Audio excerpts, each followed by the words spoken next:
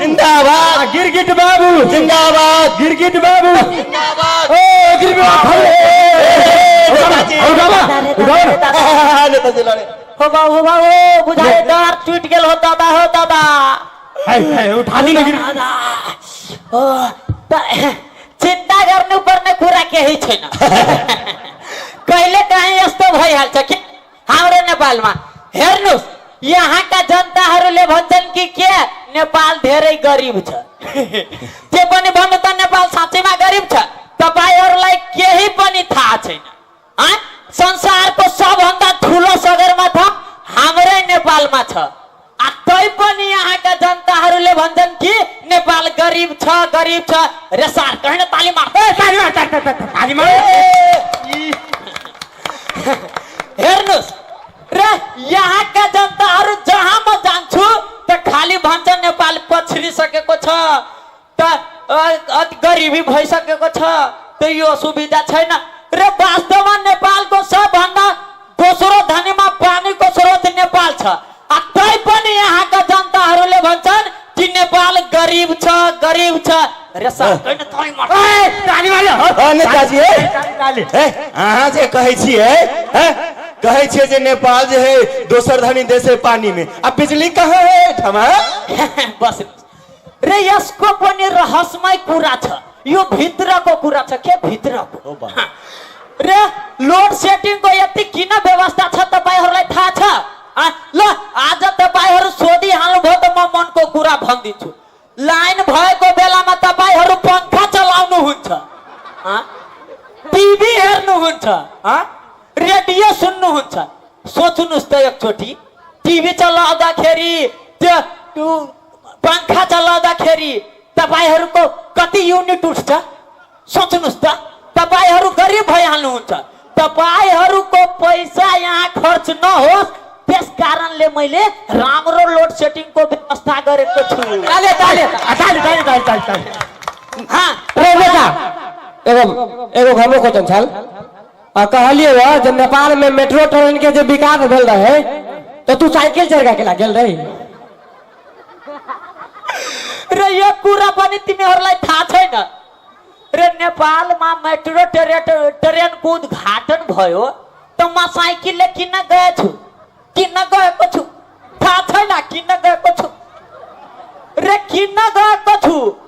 रे म गाडी बुलेरोमा जान्थे त 10-20 वटा प्रहरीको भयान पछाडी हुन्थ्यो 10-20 वटा प्रहरीको भयान अगाडि हुन्थ्यो म बीचमा हुन्थ्यो कति पैसा नेपालको जान्थ्यो पेट्रोलमा तपाईहरु नेताजी सही भन्नुभयो त पेट्रोल नपाके बेलामा हैन ठीक बात कहे तपाईहरु सोच्नुस् यो पैसा तपाईहरुको नेपालबाट खर्च नहोस् त्यस कारणले मैले मेट्रो ट्रेनमा उद्घाटनको गर्नको लागि साइकलै लै गएको थिए हैन ताली मार तालियो मारेको विषय जाय अझै कुनै क्वेशन कसैसँग छ त भन्नुस् म नेताजी इनका संगे एकटा बात छै पूछे वाला नेताजी एकटा क्वेशन हमरा तरफ से पूछल जाओ कहले हो नेता साहब देखे छ गैस के समस्या कते पड़ल छै अखन खाइला एते दिक्कत भ गेल छै अब की करू हम सबसे कहि दिए कनी अरे तिमीहरुलाई समस्या छ कि छैन त्यो कुरा त मलाई थाहा छैन तर म त व्यवस्थामा लागेको छु अहिले चाइना सरकारले के गरेछ यहाँ पाइप घुसियाउनुस् गैस बाल्नुस् खाना बनाउनुस् र तिम्रोहरुको लागि के गरिरहेछु तिमीहरु भन्छु किन केही गर्दैन यस्तो कहीं कुरा हुन्छ यस्तो कहीं पनि क्वेशन हुन्छ अच्छा नेताजी एकटा बात कहू ब्लास्ट में अंतिम बड़ भगले बड़ भाषण द देलिया एकटा बात कहू था ई जे बंद हड़ताल जे अखन तक चलते रहे कते चेन छै कि चलते रहते नेताजी नहीं अबै छो ओ कथी भ गेल मुंह में हो रे सार कहने ताली मारते ताली मारिए ना रे सार आ सब ताली नहीं मारते है तुम्हारे कंफ्यूज हो जाए ल ताली मार के देखा था ओ बा नेताजी के बात जब आवे नहीं तो पेंट खुल गेले